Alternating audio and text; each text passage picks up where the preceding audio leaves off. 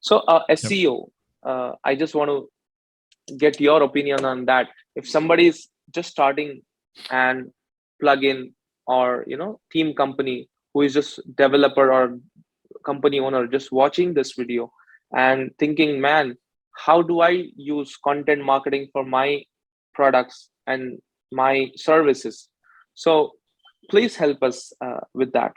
Try to give some tips or quick things which we can act on it today. Specifically SEO related? Yeah, for content Yeah. marketing. So I would say definitely content length for sure. Mm-hmm. Don't do short stuff. It's just not going to work. Like Mm-hmm. don't even try that. So length over quantity is what I would say. Like if you can only do one a week, but it's like a long one, that's fine. Like Okay. it might take you a while, but like you'll keep building on your long form content, which is fine. So definitely length. I would also say look at your competition first too, and kind of make a game plan. Like if because there's different like niches within the WordPress community. So, Right. Look at them, see like if they're all doing like, just list posts and short content, then there's probably an open, probably a little window there where you could maybe do the long form content and slowly rank higher than them. People will say there are power in backlinks, but I'm not a huge fan of going out and building them manually. I think content is so powerful that you don't need to do that as much. Right. Now, an example of that is one of our newer plugins, our NovaShare plugin, which we actually started after I left Kinsta. So it's fairly new still. Like I think it's a year and a half old maybe. But like our domain authority, I think I just looked the other day, it's like 65. And I have not built a single backlink. I have never asked for a backlink. I've never reached out for a backlink. I've never done a single email regarding anything with links. And so Wow. to go from 0 to a domain authority of 65,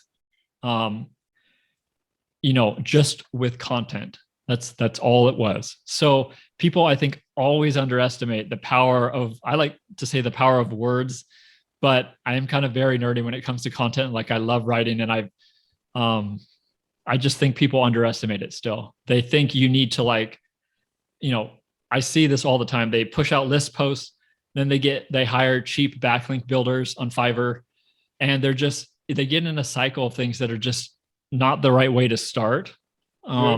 So like focus on the quality of the content. That is the best way you can build the foundation. Now there's nothing wrong against building backlinks. And as we grew bigger at Kinsta, like we actually did have someone that was kind of slowly doing that. Like, but we didn't have someone really doing that until like a year and a half after we started. So like at first it was just all content. And the nice thing about if you write really good content, like people see it, and people underestimate, like people will share the content if it's really good. And when people share it, other people link to it, and then it will literally like create its own backlinks by itself. So if you think about it like that, you're almost doing two things at once.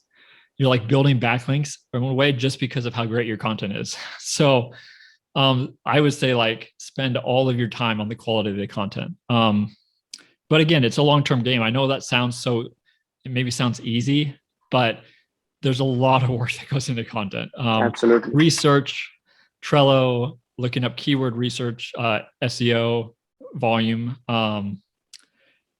And some people have a hard time coming up even with topics. I have never once had that problem in my life. For some reason, I tend to ramble on. So I always think of things to write about, and my Trello board's like never empty. But I know some people have had and had that problem. But again, look at your competitors for some of that stuff. I don't like to say like you shouldn't copy people, but like you can find there's nothing wrong with looking at your competitors and finding a topic that like, oh wow, that's a good topic. I'll add that to my Trello board, and I'll do some of my own research and write about that too. So there's nothing wrong with that. So yeah, doing research for finding topics. I would say tracking everything too is pretty important. Tom was actually more OCD about that than I was. I was more focused on just like deadlines for getting my content out, but he was like always in Google Analytics, like all day long, just like Mm-hmm. focusing on like what we're doing really well on and what's not doing well. Oh, and that's actually another tip would be things that aren't doing well.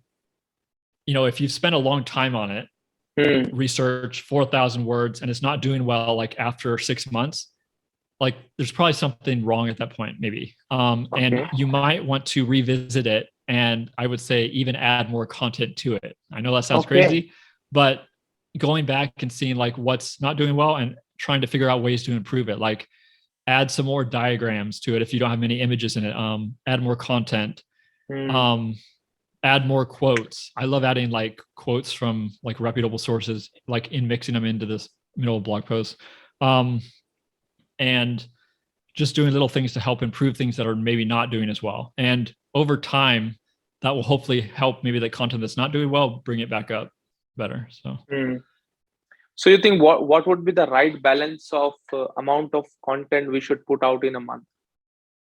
um, so if you're doing, let's bring up my calculator. I'm horrible at math. And That's my bike absolutely ride, fine. like my bike ride wore me out actually.